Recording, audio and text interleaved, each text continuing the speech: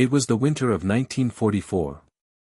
The snow across Western Europe had turned gray, stained with ash, oil, and blood. The Allied forces were pushing hard through France and into the heartland of the Third Reich.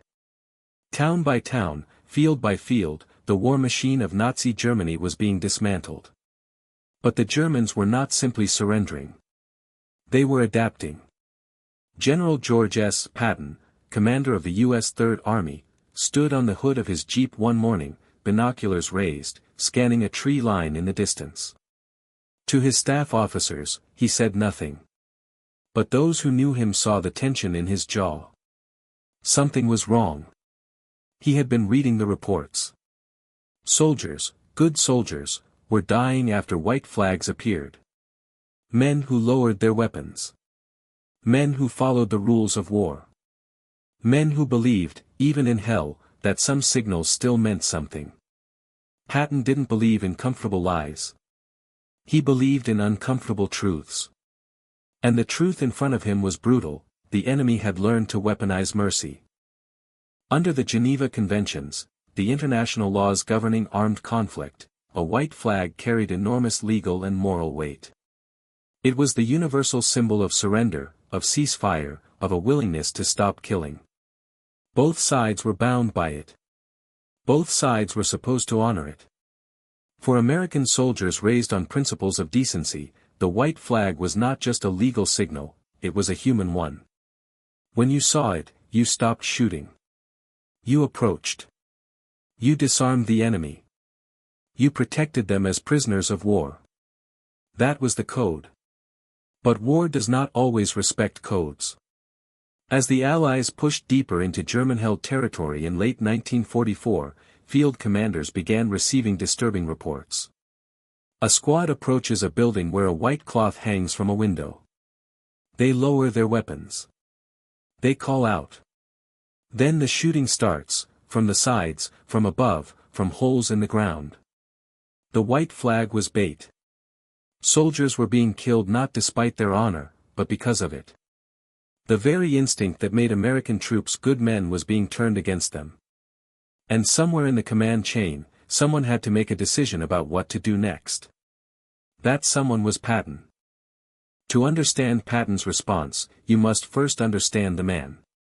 George Smith Patton Jr. was not a general in the conventional sense. He was a warrior, one of the last of an ancient breed, who saw war not as a policy instrument but as a test of will, character, and brutal clarity.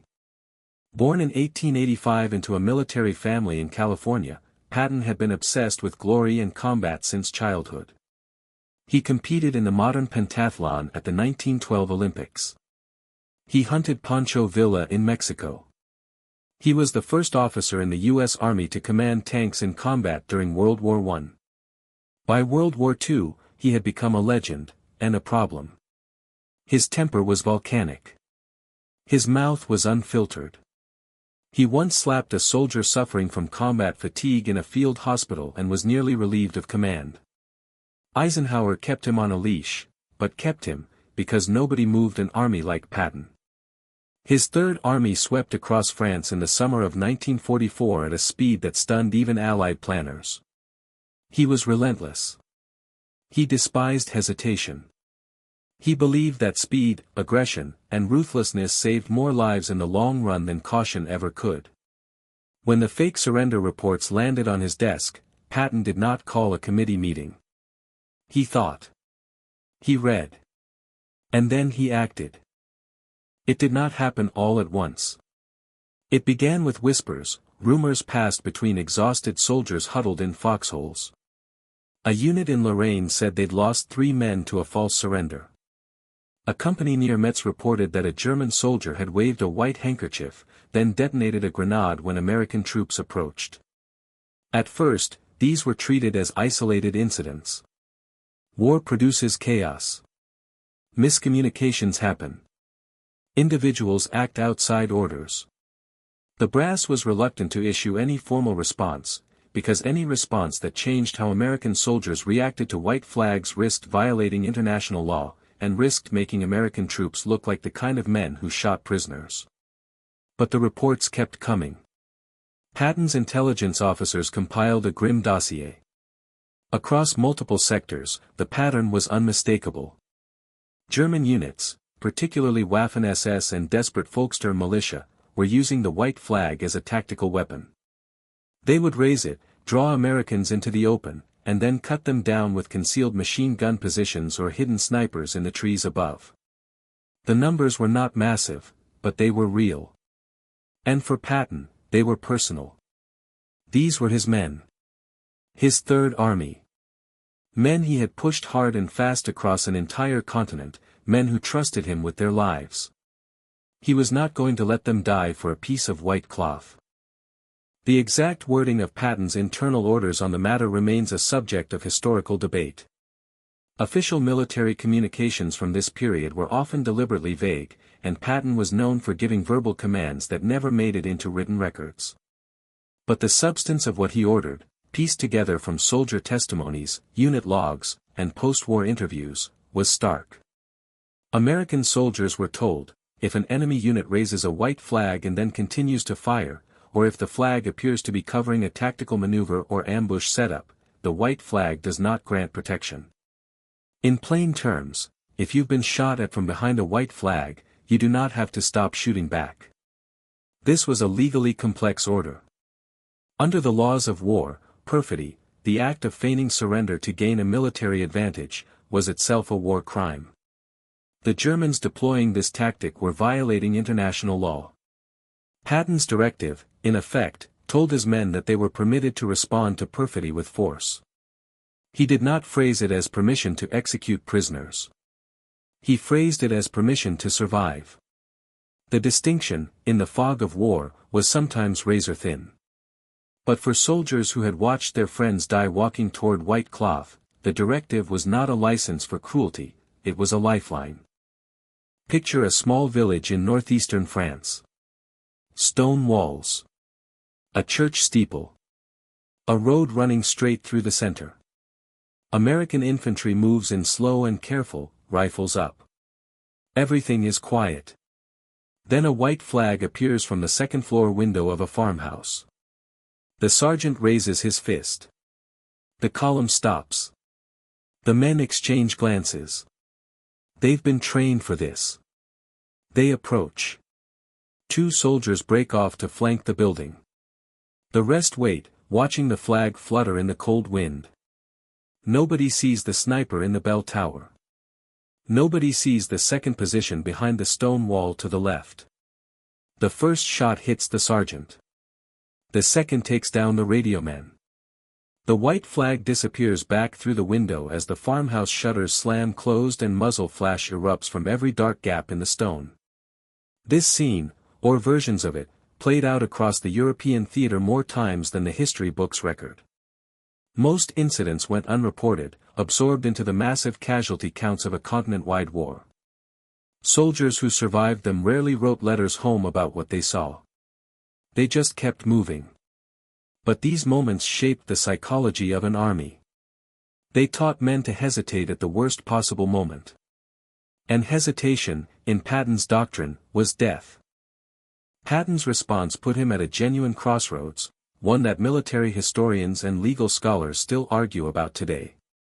On one side stood the laws of war, codified in the Hague and Geneva Conventions, which exist precisely because war tends to strip human beings of their humanity. Rules are supposed to hold even when holding them is costly.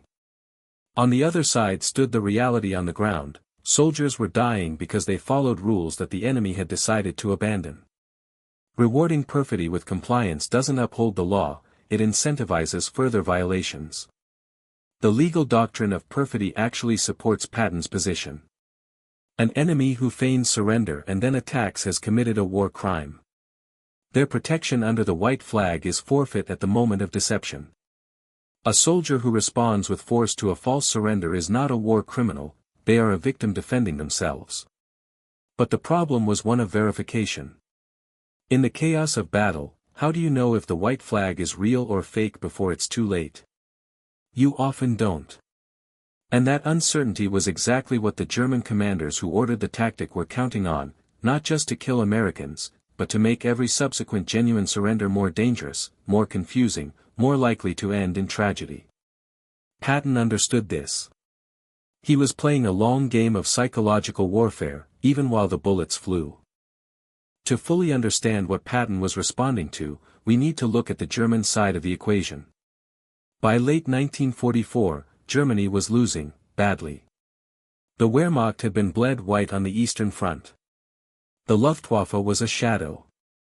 Fuel was running out. Morale was collapsing.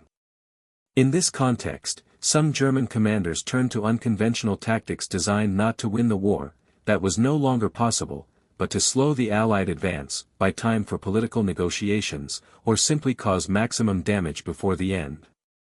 The false surrender tactic fit this logic perfectly. It was cheap. It required no heavy equipment. It exploited the enemy's own moral training against them. A handful of desperate men with rifles could turn a white cloth into a weapon capable of stopping an entire company's advance. SS units were particularly known for this. The Waffen-SS operated under a different code than regular Wehrmacht soldiers, more fanatical, more ideologically committed, less bound by conventional military ethics. They had committed massacres. They had executed prisoners. Using a false surrender flag was, for many of them, simply another tactic in a war they viewed as existential. But regular German infantry used it too, not always by order, sometimes by desperation. A surrounded squad with no ammunition and no escape route might wave a white shirt to draw Americans close enough to fight hand to hand. War strips away the neat categories. The false surrender tactic did something beyond killing bodies. It killed trust. And trust, in war, is a survival mechanism as important as ammunition. American soldiers began to hesitate at every white flag. They second-guessed the moment of mercy, the instinct to stop shooting, to believe the other man was done fighting. That hesitation was dangerous in both directions. It got men killed when they were too slow to respond to genuine threats. And it sometimes caused men to fire on genuine surrenders, soldiers who truly wanted to stop fighting, who were putting down their weapons for real. Veterans who were interviewed decades later described the psychological burden clearly. One soldier said he couldn't look at a white cloth for years after the war without his stomach dropping. Another described the shame of not knowing, in the moment, whether the man walking toward him was a surrendering soldier or a man about to pull a trigger. This is what perfidy does to a war. It doesn't just kill soldiers. It corrupts the possibility of mercy. It turns the most humane gesture in all of combat, laying down arms, into something suspect, something dangerous. It poisons the well of every interaction between enemy combatants. Patton understood that responding to false surrenders with clear, documented force was not just about saving lives in the immediate term. It was about preserving the psychological integrity of his army over the long term. Patton was famous for speeches. His address to the Third Army before D-Day, portions of which were dramatized in the 1970 film Patton, remains one of the most analyzed pieces of military oratory in American history. But he also spoke constantly to smaller groups, battalion commanders, company officers, enlisted men. In several recorded accounts from officers who served under him, Patton addressed the false surrender problem directly and characteristically. He did not speak in the measured language of military regulations. He spoke the way he always spoke, in plain, profane, unambiguous terms. The essence of what he communicated, across multiple accounts, was this: a man who waves a white flag and keeps fighting is not a prisoner of war. He is a liar with a gun. Treat him accordingly. He reportedly added, in typical Patton fashion, that no soldier of his would be court-martialed for shooting a man who had just tried to kill him while pretending to surrender. That was not a promise he could fully back up through official channels, and he knew it. But it was the promise he made. For the men of the Third Army, it mattered. It told them their general understood the situation they were in. It told them they would not be abandoned to bureaucratic consequences for decisions made in a split second under fire. That kind of trust, soldier to general, is the invisible backbone of a fighting force. One of the most often cited incidents involving false surrenders under Patton's command occurred near the Siegfried Line, the fortified defensive boundary running along Germany's western border. Exact records are fragmentary, but the broad outlines have been corroborated by multiple accounts. A unit from Patton's Third Army was advancing along a road toward a fortified position. Several German soldiers emerged from a bunker entrance with their hands raised in what appeared to be a white cloth. The American troops, following standard protocol, began to approach and prepare to receive the surrender. As they closed the distance, fire opened from concealed positions on both flanks. The men who had emerged with the white cloth dropped to the ground and began crawling back toward the bunker. The Americans took casualties before they could react. When Patton was briefed on the incident, his response was reported to be brief and volcanic. He directed his officers to ensure that going forward, any unit approaching a surrender position maintained cover until the enemy was fully disarmed and lying flat, regardless of how long it took or how much the enemy objected. He also reportedly said something along the lines of, "The next time they pull that trick, we go through the bunker with a flamethrower and ask questions to the ashes." Whether those exact words were said, they captured his philosophy precisely. Patton's handling of the false surrender problem did not exist in a vacuum. He operated within a chain of command, below Eisenhower, within the broader Allied structure, and his decisions were watched, evaluated, and sometimes challenged. Eisenhower's headquarters was acutely aware of the optics surrounding American conduct in the war. The Allies were fighting for moral legitimacy as much as military victory. They needed to distinguish themselves from the enemy they were fighting, an enemy defined in large part by its systematic brutality. Any suggestion that American soldiers were shooting prisoners, even soldiers who had raised white flags before continuing to fight, was potentially devastating to that narrative. There were quiet conversations. There were memoranda urging caution. There were reminders from JAG officers about the Geneva Conventions and the importance of maintaining legal and ethical standards even under provocation. Patton listened. He nodded. And then he largely continued doing what he believed was right for his men. This was not insubordination in the formal sense. Patton was not ordering massacres. He was not directing the execution of genuine prisoners. He was drawing a precise line, one grounded in the actual law of war, between a legitimate surrender and a weaponized one. The men above him disagreed with his methods sometimes, but they couldn't argue with his results. The Third Army kept moving. Decades after the war, historians and journalists began interviewing the men who had served in Patton's Third Army. What emerged from those interviews was a portrait of soldiers who had enormous respect for their commander, not despite his harshness, but partly because of it. Many veterans described the psychological comfort of Patton's directive on false surrenders. One man, who served as a rifleman and later as a squad leader, was quoted in a 1980s oral history project, "General Patton didn't want us to die for a piece of cloth. He wanted us to be smart. He trained us to be killers, but smart killers. There's a difference." Another veteran described approaching a white flag after Patton's orders had been issued. Instead of walking forward with weapons lowered, his squad spread out, maintained cover, and shouted for the surrendering soldiers to come out one at a time with hands fully visible and no weapons. "If they're really surrendering," he said, "they'll do exactly what you say. If they're not, you'll find out before they can hurt you." This shift in practice, tactical caution rather than blind compliance with a visual signal, represented the practical application of Patton's philosophy. It didn't mean killing everyone who waved a white flag. It meant being smart enough not to let a white flag kill you. The question of how to respond to false surrenders outlived World War II. It became a doctrine issue, one that military planners, legal scholars, and field commanders wrestled with in Korea, Vietnam, and every conflict that followed. The laws of war were updated and clarified. The Geneva Conventions of 1949, drafted in the immediate aftermath of World War II, explicitly addressed perfidy, defining it as a war crime and establishing the legal framework for responding to it. Soldiers who are deceived by false surrender signals and respond with force are not held responsible under international law, provided their response is proportionate. Patton, who died in December 1945 in a car accident shortly after the war ended, never saw these legal codifications. But his instincts, shaped by decades of studying war and a ferocious commitment to protecting his soldiers, anticipated them almost exactly. His legacy on this specific issue is not one of cruelty or disregard for the rules of war. It is one of a commander who understood those rules at their deepest level, that rules which can be systematically exploited without consequence are not rules at all, they are vulnerabilities. And vulnerabilities, in Patton's world, existed to be eliminated. He was not always right. But on this, most serious historians believe he was. George Patton died before he could write the full account of what he had seen and done.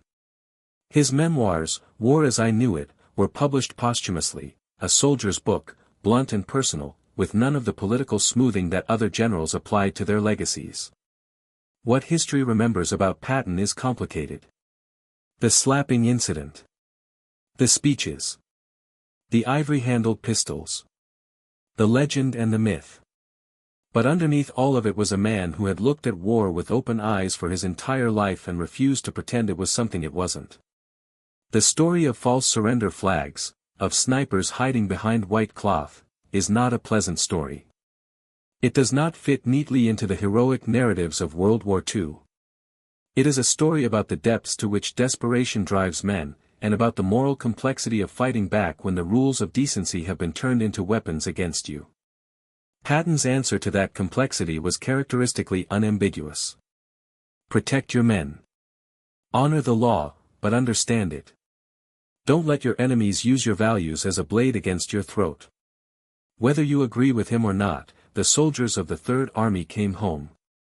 They crossed rivers and mountains and borders. They survived. And some of them lived to be old men who still flinched at the sight of white cloth blowing in the wind. That is what war leaves behind. Not glory. Ghosts.